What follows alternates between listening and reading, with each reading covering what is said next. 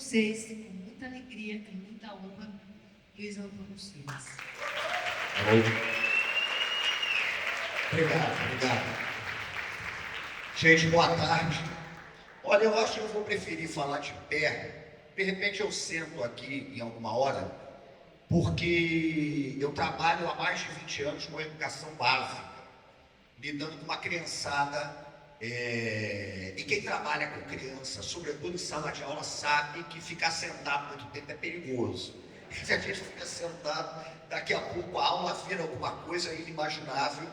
Então eu vou preferir falar de pé. Primeiro, agradecer, evidentemente, o convite de vocês. É um prazer, é uma alegria, né, estar aqui participando desse encontro da Boca do Céu. Agradecer a Marcela, que fez o primeiro contato comigo. Eu achei o evento tão bacana que acabei vindo aqui para conversar um pouquinho com vocês no bate-volta, porque eu dei aula de manhã no Rio, saí 1 hora da sala de aula, fui direto para o aeroporto, vim para cá, termino daqui, volto para o Rio de Janeiro, que amanhã às 7 horas da manhã eu estou em sala de aula de novo. Mas eu não sabia exatamente como eu ia começar a falar com vocês, porque eu tenho a impressão que nesses encontros, nesses eventos, é necessário que a gente também se deixe levar um pouquinho pelo extraordinário, né? Eu gosto muito de um aforismo do Heráclito, o filósofo grego, que me parece também o Oriquim de Exu, né? Isso é interessante porque eu imagino o Oriquim de Exu a partir desse aforismo do Heráclito, que diz basicamente o seguinte: esperar o inesperado. Então, quando a gente vai participar de encontros assim, esperar o inesperado é sempre uma boa ideia, eu diria. E aí eu estava assistindo aqui a fala, né, de vocês, a contação de histórias, boas práticas e tal, e terminou-se com Santo Antônio, e dizendo que Santo Antônio chama Exu. E essa é uma coisa muito curiosa que eu quero falar um pouquinho sobre isso para começar, né? Porque muita gente pergunta, mas como é que Santo Antônio e Exu foram encruzilhados no Brasil? Porque nós somos um país de encruzilhamentos, nós somos um país, portanto, em que a encruzilhada, ao invés de ser um ponto de dilema, eu sempre costumo dizer isso, eu gosto de encruzilhada. Encruzilhada não é labirinto. Labirinto é onde você se sente perdido e onde você busca uma saída. A encruzilhada, para mim, é o ponto de onde a gente deve partir e é o ponto em que a gente deve almejar chegar. Porque a encruzilhada, para diversas culturas, ela é um espaço extraordinário de convívio com a alteridade, de convívio com o outro. Não só nas culturas afro-brasileiras, mas o padre José de Anchieta, ele relata que os tupis ofereciam comida ao curupira numa encruzilhada. No álbum das fadas de Gil Vicente, ele fala da feiticeira Genebra Pereira, que oferecia comidas à encruzilhada para saudar a lua. Isso é bonito, né? O profeta Ezequiel, no Antigo Testamento, vê o rei da Babilônia consultando a sorte na encruzilhada. E para as culturas afro-brasileiras, a encruzilhada é um espaço do extraordinário. A encruzilhada é a moradia do Senhor dos Caminhos Exu. E encruzilhada em Kikongo, que é uma das línguas bantus, é rigorosamente Panguanitila, que deu origem a Pombagira. Panguanitila é encruzilhada para os macongos, para os bantus. E aí, quando se fala de Santo Antônio, eu sou devoto de Santo Antônio porque eu tenho praticamente todas as religiões. Eu gosto de dizer isso. Nesse aspecto do encantamento do mundo, eu sou que nem o Riobaldo Tataranga, no Grande Sertão Veredas, quando perguntam para ele sobre religião, e ele fala uma coisa muito bonita: ele bebe água, né, de tudo quanto é rio, e toda árvore é capaz de dar um pouco de sombrinha. Eu acho isso muito bonito. Mas aí eu queria começar falando sobre isso, por conta de um detalhe muito curioso. Eu já parei para pensar na encruzilhada que liga Santo Antônio a Exu, porque eu acho absolutamente extraordinária. E eu tenho algumas suspeitas a respeito disso. Primeiro porque Santo Antônio, eu acho que é o mais milagroso dos santos do cristianismo popular. Eu tenho um livro sobre o cristianismo popular chamado Santos de Casa. E eu sempre costumo dizer uma coisa que me fascina. Eu não tenho muito interesse em saber por que a igreja canonizou os homens. Mas eu tenho muito interesse em saber por que o povo humanizou os santos. Né? Por que o povo humaniza os santos? E Santo Antônio é extraordinário, porque a quantidade de milagres atribuídos a ele é um negócio tão fabuloso. E milagres em vida, hein? Milagres em vida, é um negócio impressionante. Um dos milagres atribuídos a Santo Antônio é o milagre da comida com veneno que ele come. Porque contam que numa certa ocasião havia, eu vou chegar a Exu, para criar conexão com o que elas falaram no final, mas contam que havia um sujeito taberneiro que detestava os cristãos, né? E os cristãos que paravam na taberna dele corriam o risco de ser envenenados. Falaram isso para Santo Antônio, mas ele não ligou e disse: nós estamos com fome e eu vou comer na taberna desse homem. Mas falaram para ele: olha, ele envenena a comida. Não tem problema, eu vou ser o primeiro a comer e eu vou comer a comida envenenada, porque a fé em Cristo vai fazer com que o veneno não tenha efeito nenhum sobre mim. E aí Santo Antônio entra, o taberneiro chega, envenena a comida dele fortemente. Ele chega e mete a comida na boca com prazer, com uma ânsia, e come a comida inteira. E não acontece nada. Por isso, na tradição do cristianismo popular, a gente costuma dizer que Santo Antônio é aquele que sempre come primeiro. E nas culturas de terreiro, Exu é o Enuque Barijó, expressão em Yorubá que em português significa a boca que tudo come. E ele é aquele que come primeiro. É um negócio extraordinário, né? Então, a boca de Exu, a boca de Santo Antônio. E tem um detalhe muito interessante, que vocês falaram de Santo Antônio pequenino e cantaram ponto, né? Mas tem um ponto de Santo Antônio de Exu, que é um pouco quente, que fala assim, né? Eu vou cantar a versão mais branda. Santo Antônio é pequenino, amansador de burro brabo.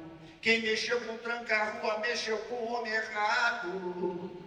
Rodeia, rodeia, rodeia, meu Santo Antônio, rodeia, rodeia. Aí as pessoas ficam pensando, de onde vem da cultura popular Santo Antônio pequenino ou amansador de burro brabo? É que um dos milagres atribuídos a Santo Antônio é um milagre que existia um burro brabo, pesado, que ninguém conseguia domar, né? E aí o camponês, muito preocupado, esse burro indomável, até que aparece Santo Antônio, que não só reza, como acaba dando uma hóstia consagrada ao burro que cai de joelho. Em algumas versões é uma mula. Então ele é considerado o amansador de burro bravo.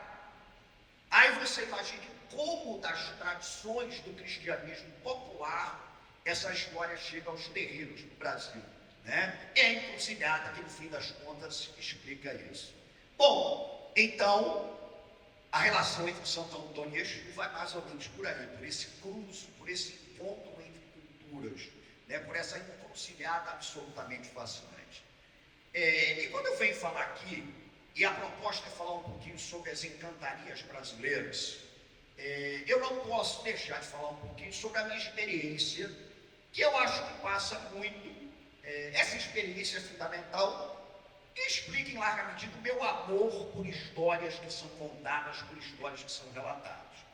Eu tenho uma experiência de vida que é a seguinte: eu realmente nasci dentro de um terreiro, porque a minha avó, mãe da minha mãe, Dona Aidê da Silva Grosso, Dona Tenda, era uma alagoana de uma pequena cidade de Alagoas chamada Porto Calvo das Alagoas, perto de Maragogi.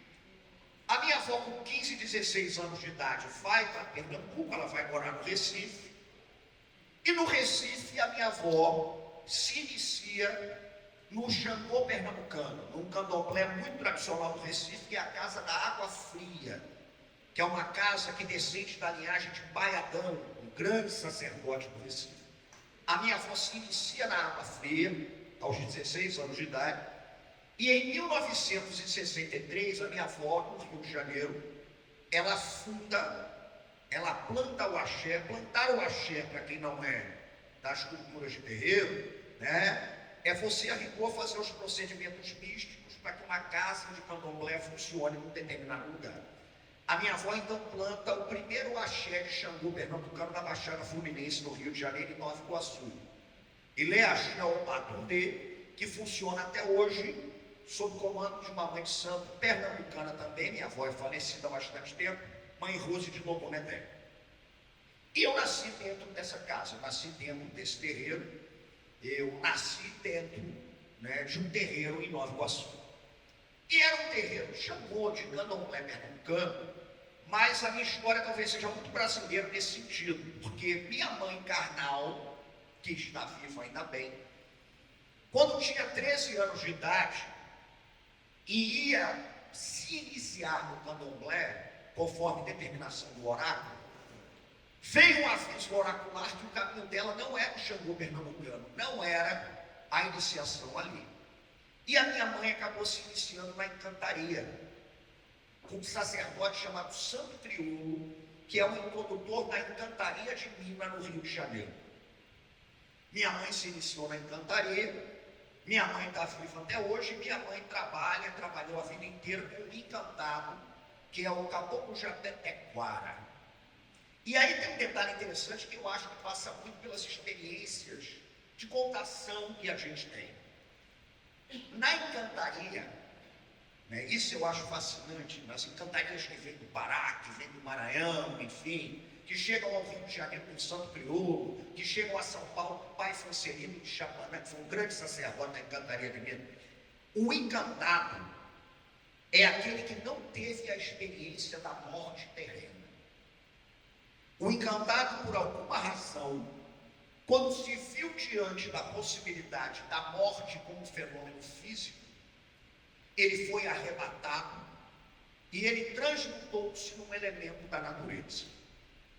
Então esse encantado, que minha mãe trabalha com ele, o Caboclo Japetequara, né, ele é um indígena que, segundo contam, quando ia viver a experiência da morte física, encantou-se nas águas da barra do rio Arari, no Pará. E dizem que quando a sucupira floresce, quando a flor de sucupira nasce no tronco bravo, é porque Japetequara está na terra, é porque Japetequara está dançando. E o canto dele é belíssimo, é um canto que as crianças adoram, que é um canto que fala assim, né? Japetequara, índio velho brasileiro, veio na cama para dançar nesse terreiro. Por aqui passou o caboclo de Canidé, com seu arco, a sua flecha, a sua candeia de fé. Ai, caboclo velho, da barra do Arari, lá com a grande secura, todos morreram, eu não morri. Quando flora sucupira é quando flora terreiro, e da flora sucupira é o caboclo velho flecheiro. Ai, caboclo velho. E ele é anunciado por um canto bonito, tanto estrondo deu na aldeia, a aldeia balanceou, tanto estrondo deu na aldeia, a aldeia balanceou. É o nosso rei dos sítios, que nessa curva entrou, tanto estrondo deu na aldeia. Então a encantaria é um fenômeno de arrebatamento, é um fenômeno de drible na morte. Partindo desses conhecimentos vinculados à encantaria, é que eu escrevi esse livro Pedrinhas Mindins. Por quê? Porque eu comecei a querer pensar em encantaria, esse fenômeno magnífico, né, que vem das grandes matas do Pará, do Maranhão, das encruzilhadas do Brasil, que vem de encruzilhadas africanas, indígenas e portuguesas, porque um dos maiores encantados que temos é o rei Dom Sebastião, que encantou-se no dia 4 de agosto de 1578, nas areias de Alcácer Quibir, no Marrocos, né? E eu tenho uma suspeita sobre isso que é muito curiosa, porque o que falam de Dom Sebastião é que ele, numa batalha, né, no deserto marroquino, a batalha de Alcácer Quibir, Alcácer, o castelo, né, ele teria sido arrebatado e teria sido encantado. O rei Sebastião sumiu, tanto que em Portugal vem o sebastianismo, né, a espera pelo rei Dom Sebastião. E eu acho lindo o poema de Fernando Pessoa, o Liberdade, quando ele fala o seguinte: há que prazer não cumprir o dever, ter um livro para ler, não o fazer. Ler é maçada, estudar é nada, porque o sol poeira sem a literatura. O rio corre bem ou mal, sem edição original, e a brisa essa, de tão naturalmente matinal, por não ter tempo, não tem pressa. Livros são papéis pintados a tinta. Estudar é uma coisa em que está indistinta a distinção entre nada e coisa nenhuma. Como é melhor quando apruma esperar por Dom Sebastião. Quer ele venha ou não, porque bom mesmo no mundo são as crianças, a música, as danças e o sol que peca, só quando ao invés de criar seca. E mais do que isso foi Jesus Cristo, que não entendia nada de finanças, nem consta que tivesse biblioteca. Então, o Liberdade é bonito, né? Espera Dom Sebastião, quer ele venha ou não. Aliás, Fernando Pessoa se definia como sebastianista racional, né? Ele dizia isso: evidente que eu não acredito na volta do rei, mas eu não consigo viver sem esperar. Que é de uma beleza impressionante. Então, contam que o rei Sebastião, ele vive encantado na praia do Lençol, na ilha de Tururupu, no Maranhão. E contam que uma vez por ano, o rei passeia pelas areias do Lençol na forma de um touro negro, coroado, que tem uma estrela na testa. E dizem que se um dia alguém cravar um punhal de prata na estrela, o encanto vai ser quebrado, o rei Sebastião vai adquirir a sua forma humana, o castelo encantado do rei sumirá e São Luís vai suprimir as forças, né, de todas as águas. E falam que o rei Sebastião, ele desce uma vez por ano em alguns terreiros de encantaria, né? Então, nós somos frutos de tudo isso. E Antônio Conselheiro em Canudos, que era um sebastianista, esperava a volta do rei Sebastião, ele profetizou: o sertão vai virar mar, o mar vai virar sertão. Eu acho que essa profecia já se cumpriu. O sertão vai virar mar é a profecia do encantamento de Dom Sebastião na praia. Porque ele se encanta no deserto para viver num castelo encantado, debaixo d'água, né? Enfim, e aí, todo esse universo da encantaria, que não é mensurado, evidentemente, pela razão cartesiana, ele é mensurado pelo encanto, ele é mensurado pelo canto, ele é mensurado pela palavra, ele é mensurado pelo mistério, ele é mensurado pelo aconchego da beleza.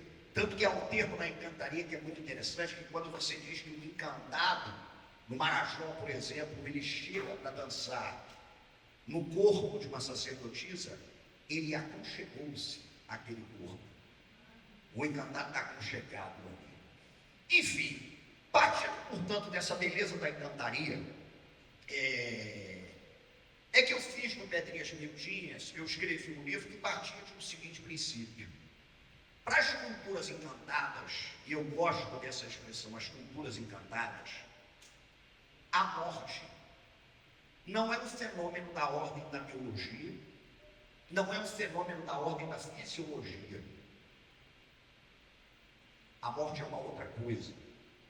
Porque nessa percepção dessas culturas, o contrário da vida não é a morte. O contrário da vida é o desencanto. E o contrário da morte não é a vida. O contrário da morte é o encantamento. Nesse sentido, o que subverte completamente a nossa lógica, tem muito morto que está mais vivo do que muito vivo. Tem muito morto que está mais vivo do que muito vivo. Lá no Rio de Janeiro existe um malandro encantado, seu Zé Benito, que contam que uma vez no terreiro conversando com o consulente virou-se para seu Zé e disse: seu Zé, basta para morrer, seu Zé, basta estar vivo. E seu Zé falou: e às vezes para viver basta estar morto. Né? Então é muito curioso. Por quê? Porque a morte, que nós encaramos como o cessamento das atividades fisiológicas e etc., para as culturas de encanto, para as culturas de terreiro, a morte só pode acometer quem está vivo. Porque a ideia da morte está ligada à ideia do esquecimento. Isso é muito sério. E a ideia da morte está ligada à ideia da aniquilação da memória. É por isso que para as culturas de terreiro, para as culturas de encanto, as histórias precisam incessantemente ser contadas. E é por isso que os nomes precisam incessantemente ser ditos, pronunciados. É por isso que na cultura do samba, quando você se refere a um sambista que já se foi, você sempre usa a expressão chama. Paulinho da Viola, quando faz uma música chamada Beba do Samba, beba do samba, beba do samba, beba do samba, beba do samba, meu bem, beba do samba, beba do samba, beba do samba, beba da chama também. E aí no final ele recita os nomes de vários sambistas, todos já se foram, mas sempre diz chama. Chama Candeia, chama Cartola, chama Isaúinha Garcia, chama Pitts, chama Marçal, chama. Porque é uma evocação vinculada à ideia da memória como sinônimo de vivacidade. Enquanto a gente conta, enquanto a gente lembra, enquanto a gente relata, a vida permanece. E aí é um detalhe que eu acho fascinante, porque eu amo o livro, eu tenho mais de 30 livros escritos, todos nós amamos livros, a minha vida sem o livro não existiria. Mas as culturas do livro são culturas do esquecimento.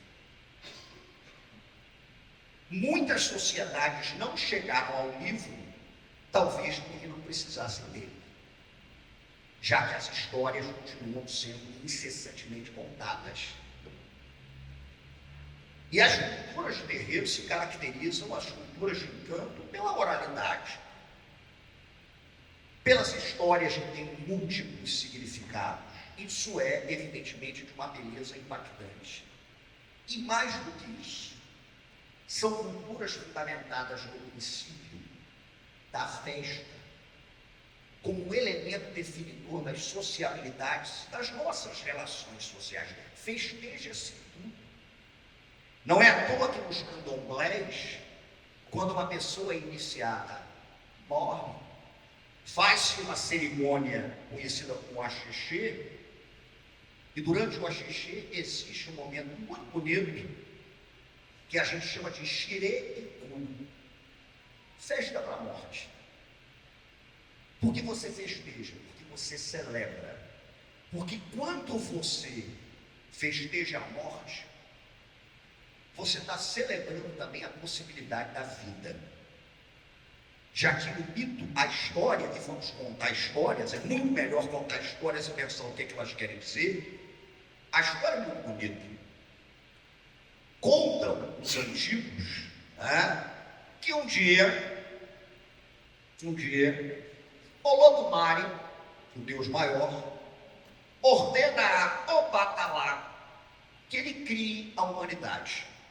Obatalá, também conhecido como Orixá-Nilá, Oxalá, que é uma contração para o dono do pano branco, o dono do alá, o dono do lençol. E aí havia um detalhe interessante. Por quê?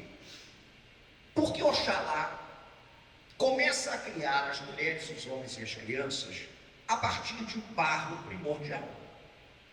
O barro, portanto, era moldado, né?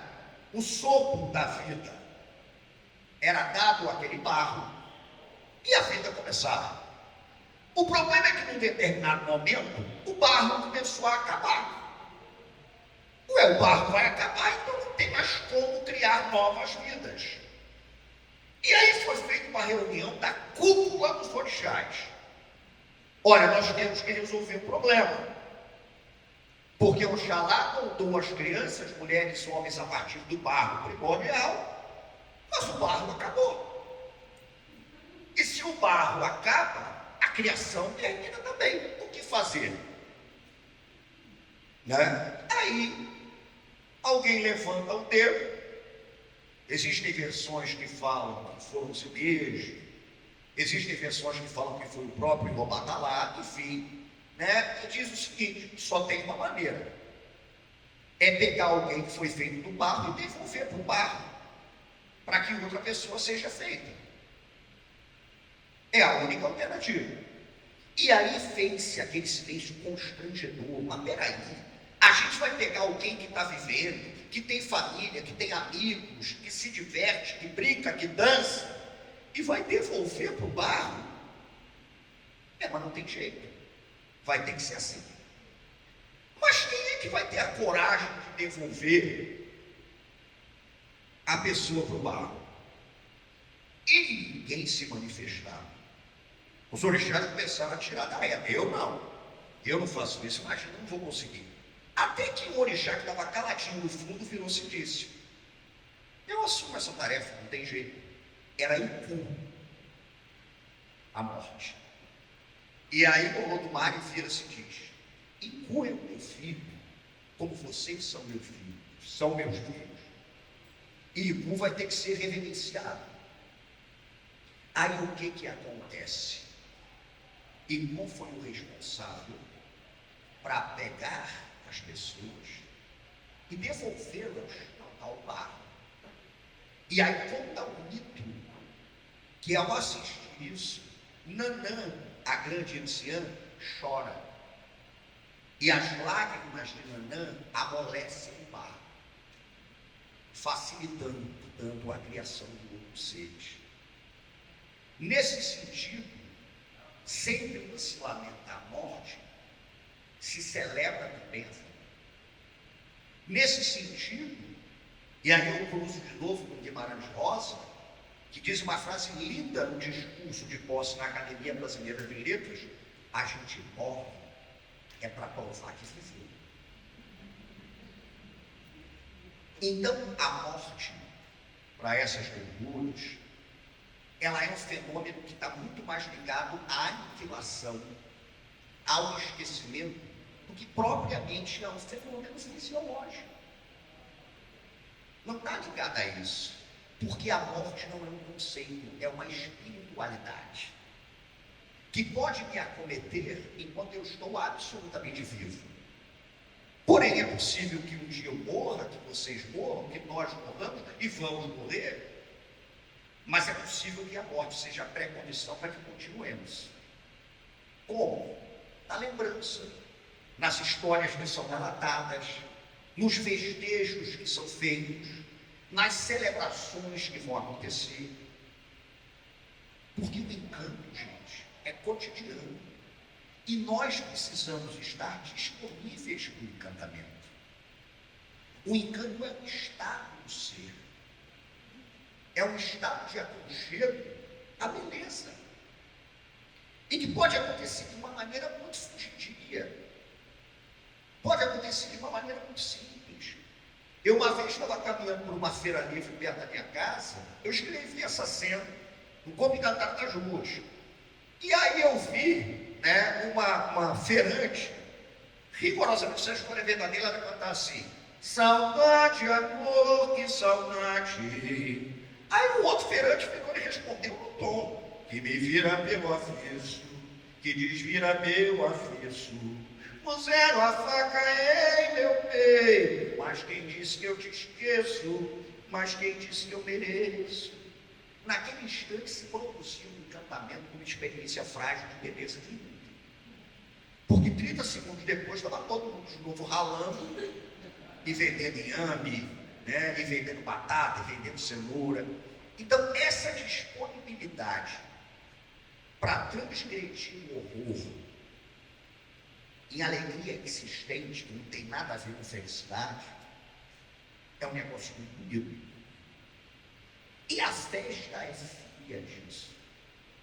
Contando uma outra história, que eu ouvi contação de história, nós vamos contar a história. Existe um mito dos bacongos, que eu acho maravilhoso, que é o mito da criação do primeiro tambor. Os bacongos acreditam num Deus maior que chama-se Zambiapum. Aqui no Brasil, muitos chamam Zambiapum de Zambi. E contam que um dia Zambiapum estava tristíssimo, por alguma razão que ninguém sabe qual é, e ao estar triste, Zambiapum desistiu da criação.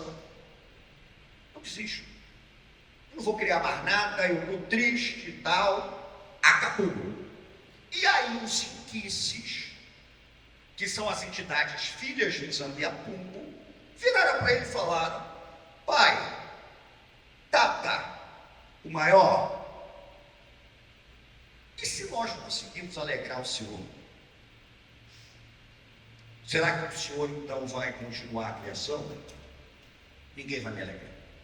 Mas vocês podem tentar. E aí todos eles vão tentar alegrar Zambiapum. Tantaúda, a grande senhora dos rios, dos peixes coloridos, ofereceu a Zambiapum os peixes mais extraordinários. Zambiapum viu, achou muito bonito, mas não riu. Matamba, a grande senhora dos relâmpagos e das tempestades, mandou os raios mais impactantes para ver se impressionava Zambiapum, tirava Zambi da tristeza. Zambiapum achou admirável, mas não riu. E aí aparece Vuns, espiritualidade muito ligada às crianças, que dá cambalhota, planta bananeira, faz tudo. Zambiapum não esboça nenhum sorriso. E aí daqui a pouco aparece Aluvaiá, esse que os iorubás chamam de Exu. E Aluvaiá faz coisas extraordinárias, mágicas, impressionantes, segredo da transmutação. Zambiapum não ri. E aí aparece Nicósimo Cumbi, que os iorubás chamam de Ogum, e que os Resmaris chamam de Gum, o senhor do segredo da metalurgia. E aí ele molda no ferro objetos lindíssimos para Zambiapum, que acha admirável, mas não ri. Até que restava um Zazi, o senhor do fogo, das grandes fogueiras. E Zazi vira-se e diz: o senhor espera um pouquinho? Zambiapum vira e fala: espera. E aí na Aluvaiá vira-se para Zazi e diz: olha, eu acho bom você dar um jeito, porque só resta você. Se não for você, acabou a criação, esquece. Zazi então pega um carneiro imolado e distribui a carne, um grande banquete para o povo comum. Eles comem o carneiro. Mas Zazi pega a pele do carneiro, guarda. E aí ele vai à floresta e vê uma árvore caída que foi derrubada por uma grande tempestade. Ele pega aquele tronco e, como ele é o senhor do fogo, ele transforma com o fogo aquele tronco num tronco oco. Pega a pele do carneiro e cobre o oco do tronco com a pele do carneiro e com o fogo ele estica. E aí ele faz engoma, que é o primeiro tambor do mundo. E aí ele pega o engoma e ele entra no grande salão onde está Zazi, onde está Zambiapum, e Zazi entra batendo no engoma, e batendo especificamente o toque do engoma que nós chamamos de tum. Tum, tum, tum, tum, tum,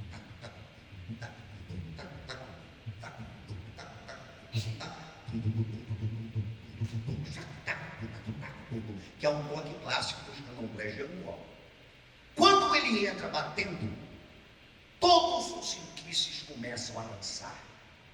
Eles dançam, eles dançam, eles dançam.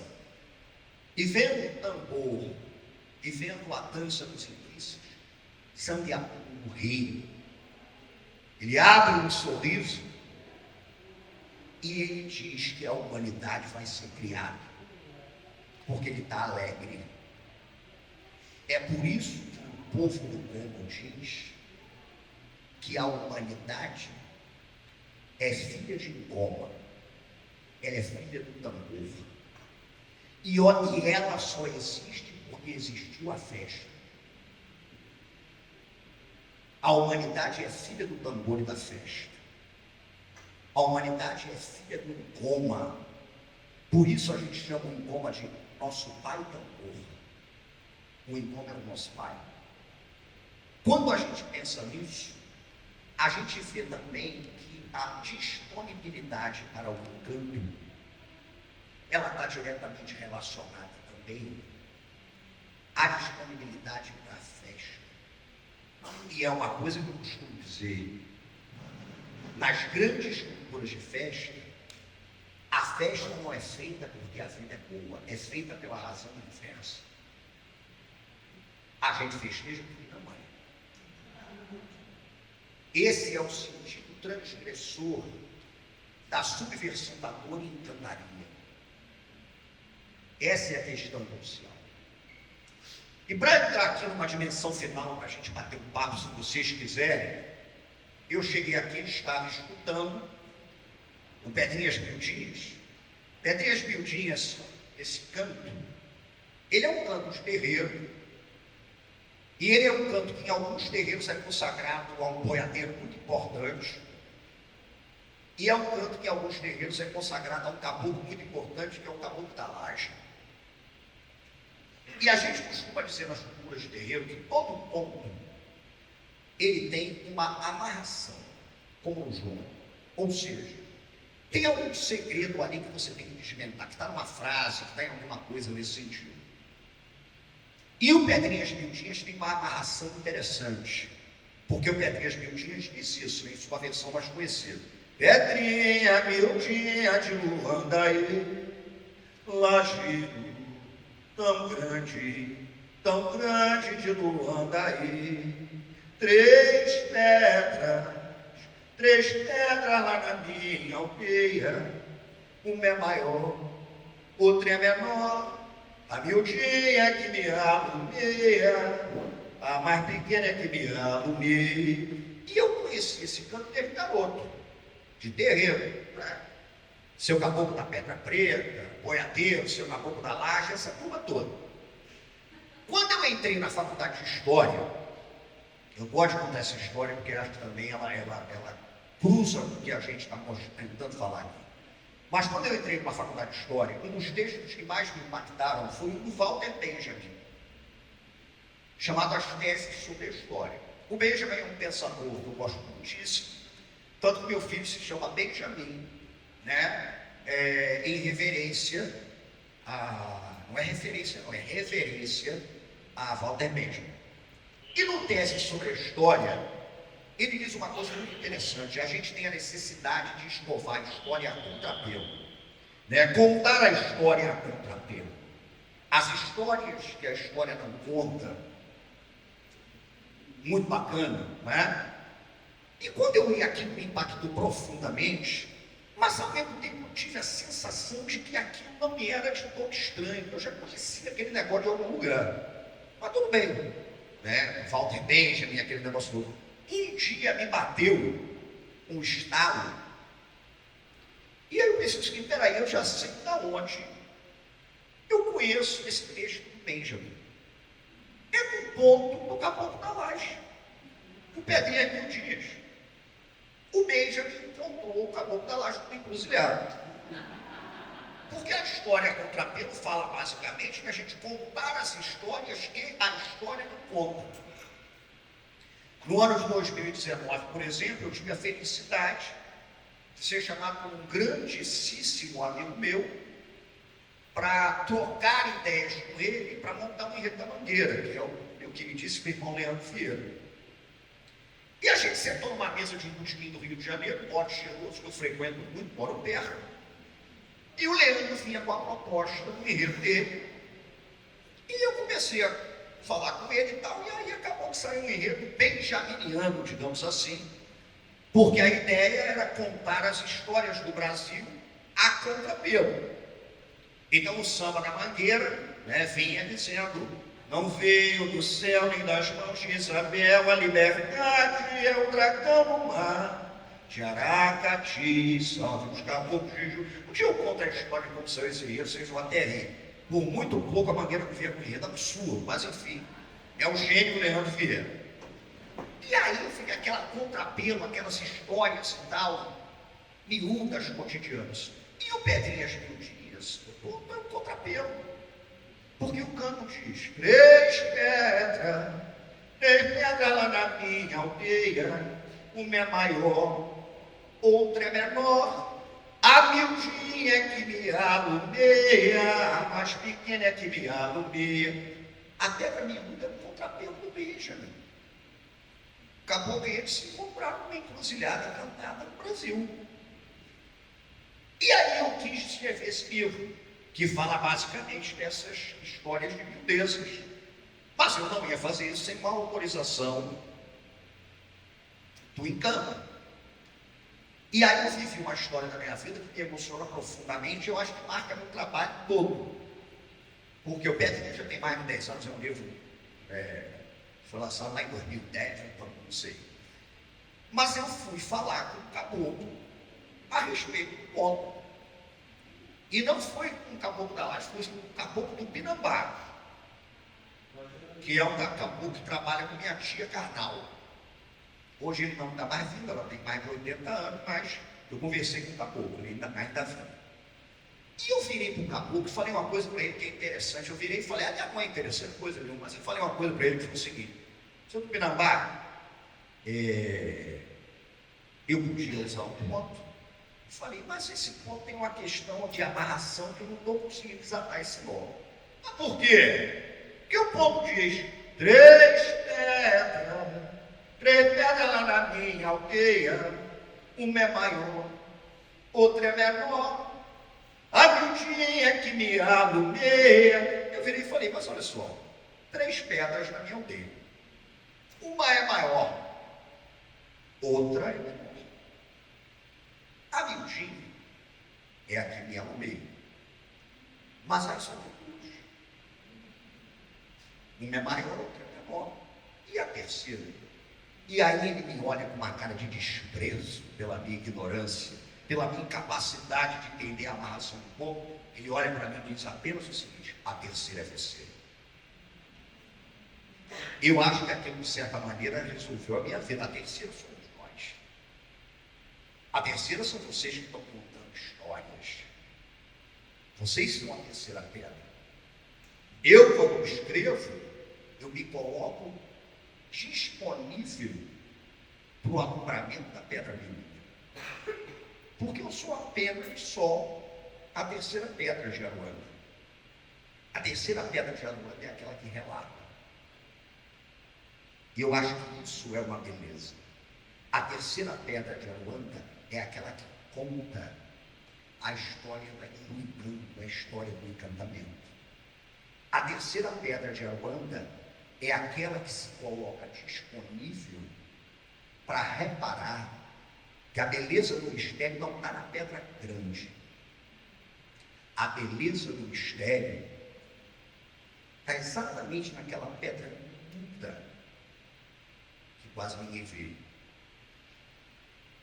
E a encantaria, e o encanto, e o Brasil encantado, e as brasilidades que se fundamentam no encanto, exigem da gente, para concluir, a disponibilidade para escutar o outro ou a outra, a alteridade.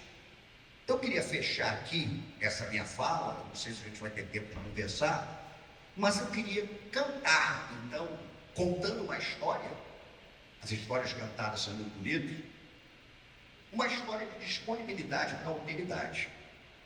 É um conto muito bonito, cantado na língua dos caboclos das encantarias do Brasil, e que fala de um orixá africano, Oxóssi.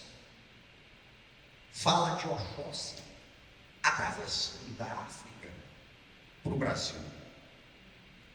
E o canto diz o seguinte: atravessei o Maraná, fui por cima de 2 barris, só para ver a juremeira e os caboclos do Brasil.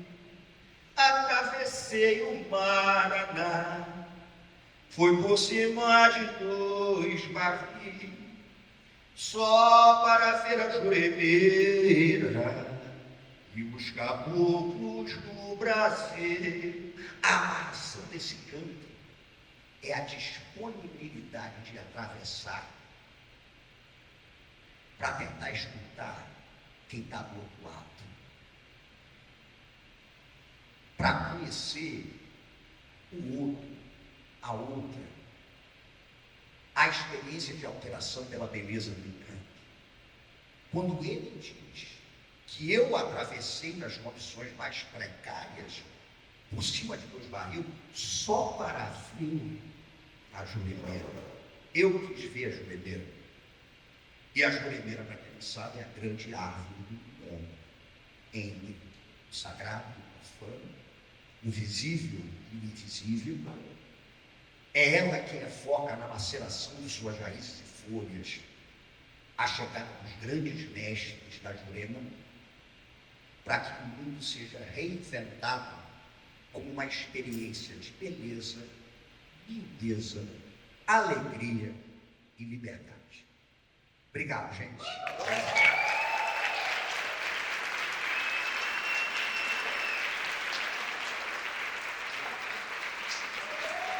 Obrigado. Na verdade, eu ia até fazer uma coisa para quando o Santo Antônio apareceu, né? E essa coisa eu acho muito interessante. Obrigado, meu irmão. Quando eu comecei a falar de Santo Antônio, eu vim pensando aqui, se falava uma coisa um pouco mais teórica, mas a gente tem que estar atento para sinal, né? Então, quando vocês terminaram cantando para Santo Antônio, eu já imaginando as ligações metafísicas entre Santo Antônio e a palavra, a boca, Santo Antônio, no fim das contas, faz coisas incríveis, né? Tem sermão com os peixes, ele era impressionante. E aí então eu falei o seguinte: vou por um outro caminho. Eu sei onde eu vou começar.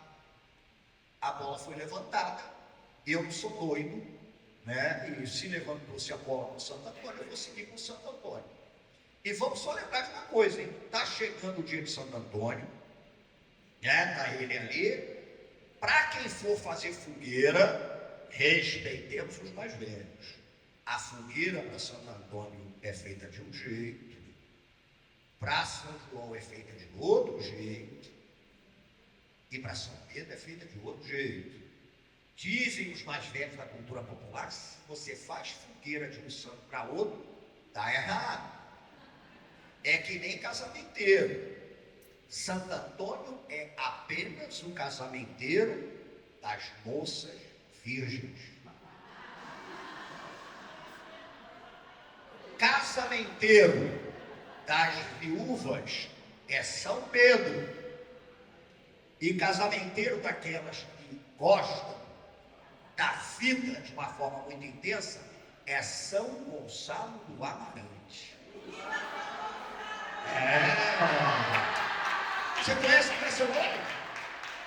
Você conhece a história dele?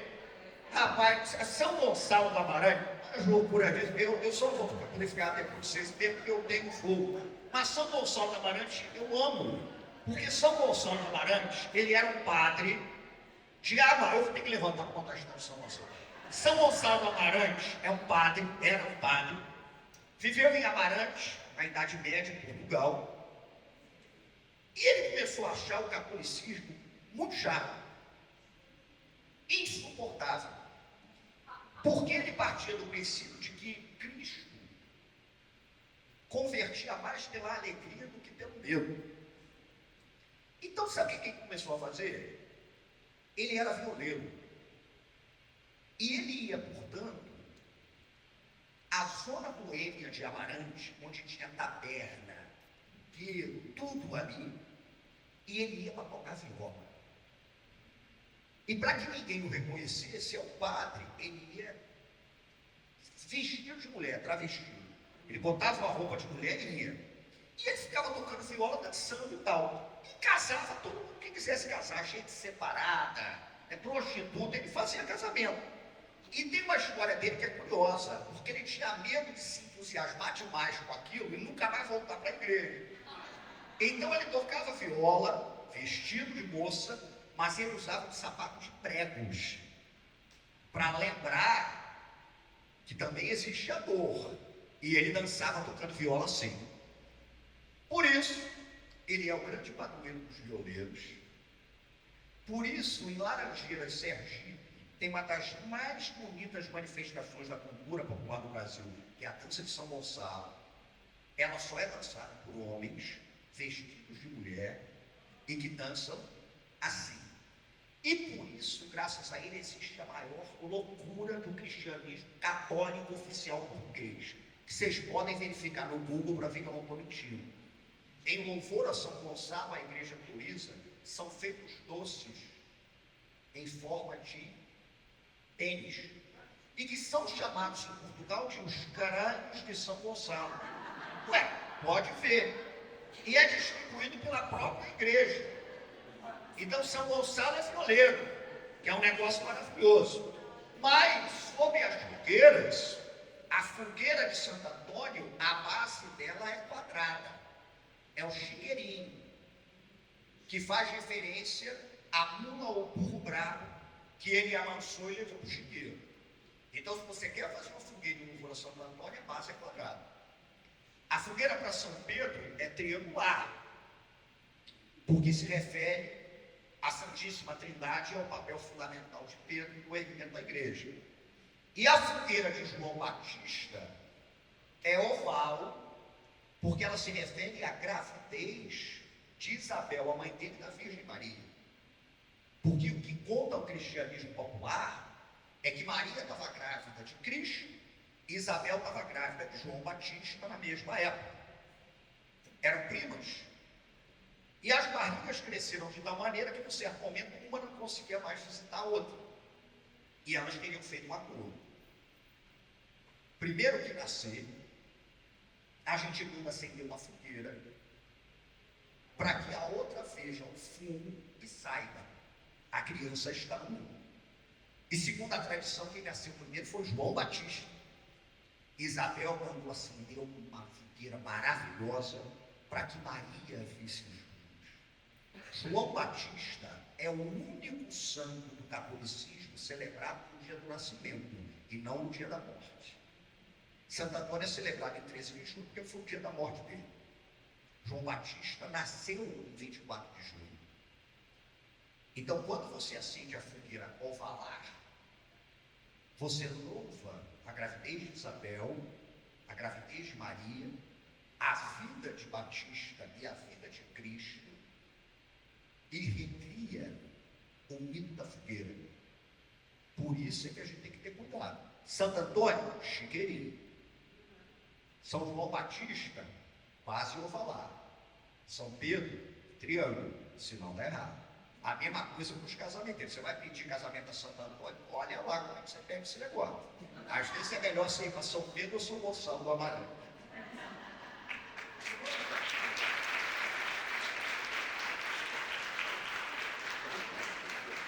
Esses são maravilhosos, gente. É encantamento puro também. Mas se alguém quiser perguntar alguma coisa para a gente, São Gonçalo do Amarante. Amarante é uma cidade de Portugal. Ele é um santo extraordinário. Ele foi descanonizado, né? Mas... ele virou beato. Ele era santo e foi rebaixado a beato. Porque em 1969 o Papa Paulo VI fez uma reforma no calendário litúrgico. E aí ele foi querendo rebaixar o Santo Santo, rebaixou São Jorge, rebaixou Santa Bárbara, mas ninguém levou ele a sério, então continuou como grandes santos, né? E São Gonçalo é o padroeiro dos violeiros. Dizem, inclusive, que um violeiro que faz pacto com o diabo para ganhar agilidade e tocar viola, a única maneira de quebrar o pacto é fazer um outro pacto com São Gonçalo do Amarante. Santo extraordinário. Sou devoto. Tira. Porque Cristo é celebrado em dezembro? Mas aí a gente vai ter que ir à chatice do racionalismo. Porque nós não temos nenhuma referência, inclusive os estudos da arqueologia da religião, a respeito de qual teria sido a data de nascimento de Jesus Cristo. E a igreja não nega isso. Simbolicamente, depois da conversão de Constantino ao cristianismo, e aí muda a história do cristianismo, porque Constantino era imperador tal, a data de nascimento do Cristo foi estabelecida em dezembro, porque para o paganismo romano era o início das festas de Saturno, das Saturnálias. Então, quando a igreja simbolicamente coloca a celebração da Natividade do Senhor em dezembro, não é porque a Natividade tenha ocorrido em dezembro. Era para ser um contraponto às celebrações saturnárias dos romanos. Tem um historiador chamado Ambrogio Donini, é um italiano. Infelizmente, eu acho que esse livro dele não está publicado no Brasil. Talvez tenha uma edição em português de Portugal. Chama-se História do Cristianismo. E ali ele dá outras pistas. Por exemplo, dezembro, naquela região do Oriente Médio e Hemisfério Norte, é frio para dedéu. Não era costume ninguém nascer, por exemplo, numa estrebaria, numa manjedoura. E muito menos os pastores estarem pastoreando à noite. Então é muito provável que o Cristo histórico, mas aí entram evidentemente os mecanismos e mistérios maravilhosos da fé, então dane-se a razão histórica. Mas o Cristo histórico, ele tenha nascido numa época, digamos, mais quente, né? Transição do verão e tal. Então acho que isso é uma pista para a gente pensar. Agora, a natividade é uma celebração. É uma celebração ligada aos ritos do advento, da lembrança. Isso tem muito, né, no cristianismo popular. Eu gosto muito disso, de história dos santos. Então, São Gonçalo da Amarante, São Conquim, são santos extraordinários.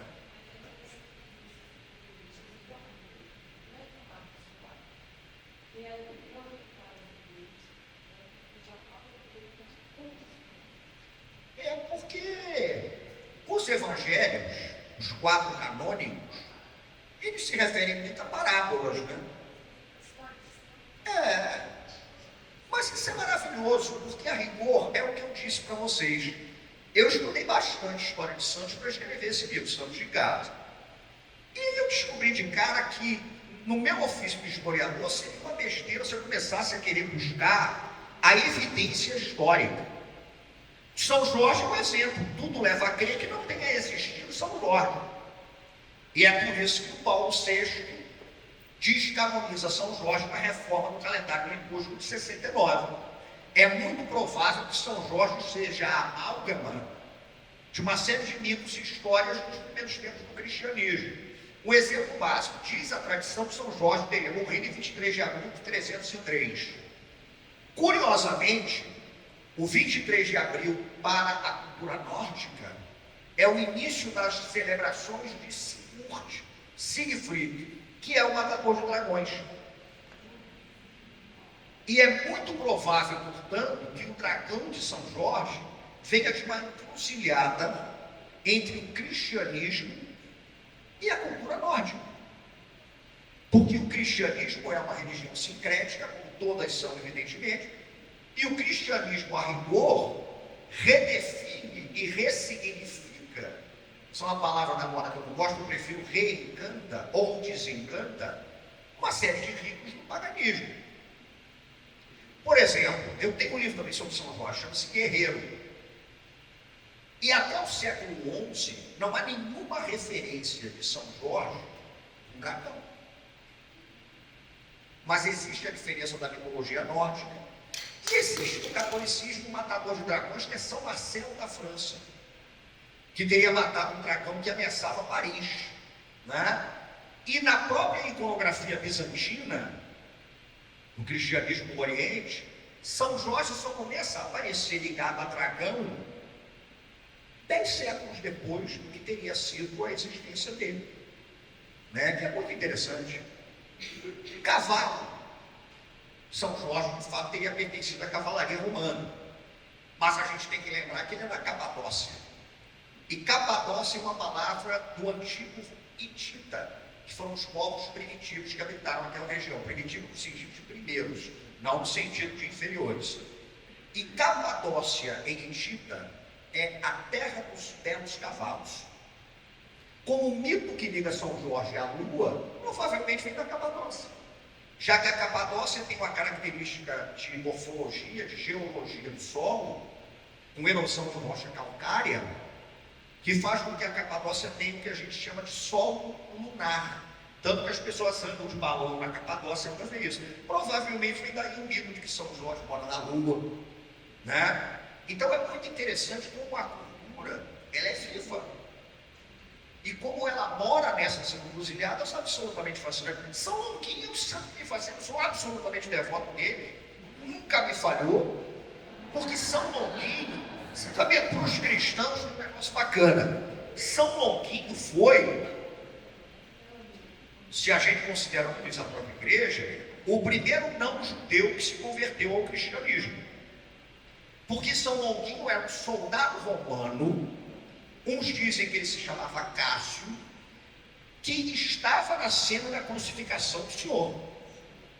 E o que se conta é que ele era um soldado romano encarregado de usar a lança, porque era costume nas crucificações você espetar o coração do crucificado com a lança para verificar se de fato ele estava morto. E o que dizem é que ele tinha um problema de visão. Quando ele espeta o coração do Cristo, sai água do coração do Cristo, que pinga no olho dele, e ele fica curado. E o que se diz é que ele se converteu à cruz. Como ele era o homem da lança, lança em grego é longe, em latim é longinus, e na espanholização virou longuinhos, ou longuinho, o santo da lança. E essa lança dele é considerada uma das maiores e mais desejadas relíquias do cristianismo, ao lado do Santo Graal, que é a lança do destino. E contam então que ele ia ser canonizado pelo Papa Urbano VI, se não me engano. A canonização dele, né, o santo da lança e tal. Mas página, essa história é verdadeira, isso daí é verdadeiro. O processo de canonização dele sumiu, desapareceu. E aí o Papa fez uma promessa: se o processo fosse encontrado, ele seria de fato canonizado. Aí contam que um serviçal do Vaticano encontrou e saiu gritando e pulando: eu encontrei, eu encontrei.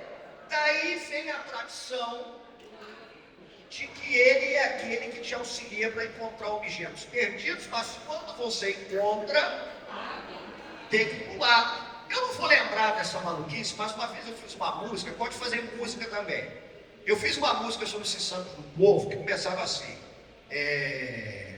a vitória na demanda. Vou errar um trecho ou outro, mas eu pergunto. A vitória na demanda é São Jorge Guerreiro que traz o encaixo da criança. Quem pode curar é São Brás. Se a vista não anda boa, reza para Santa Luzia. Dá para. Vou aumentar o tom. A vitória na demanda é São Jorge Guerreiro que traz o engasgo da criança. Quem pode curar é São Brás. Se a vista não anda boa, reza para Santa Luzia. Põe ovos para Santa Clara, clarear o nosso dia, para achar o que perder. Faz promessa São Longuinho. Eu vi São Bartolomeu na virada do roda-moinho. A vitória na demanda é São Jorge Guerreiro que traz o engasgo da criança. Quem pode curar é São Brás. Para a senhora do Rosário, reza o terço e socorro.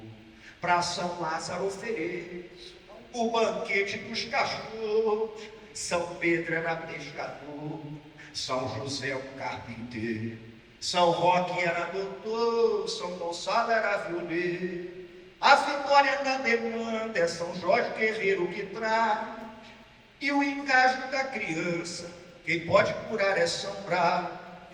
Com as águas de janeiro, lavei meu escapular, com o Cristo dos Martírios e a Senhora do Rosário.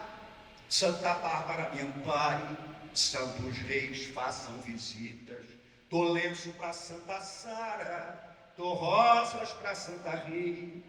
A vitória é a vitória da demanda, São Jorge Guerreiro. Eu caso das crianças, começar a curar essa praga. A vitória da demanda, São Jorge Guerreiro. O engasgo da criança pode curar essa praga. E, gente, para concluir, até por conta da hora, ainda tem evento agora no Sérgio, acabei de me lembrar cantando essa música. Que dia é hoje? Amanhã é dia de Santa Rita. Então manda a tradição que se ofereçam rosas para Santa Rita, porque conta a história de que Santa Rita de Cássia, ela fez uma roseira florir numa geleira, né? Um milagre da beleza, diga-se de passagem. Por isso é que essa canção termina dizendo: dá lenço para Santa Sara, a grande padroeira dos ciganos, rosas para Santa Rita. Amanhã é dia de Santa Rita, amanhã é dia de entregar flor, né, para quem você ama, desejando vida encantada, para que as geleiras sejam quebradas e para a beleza florescer. Muito obrigado.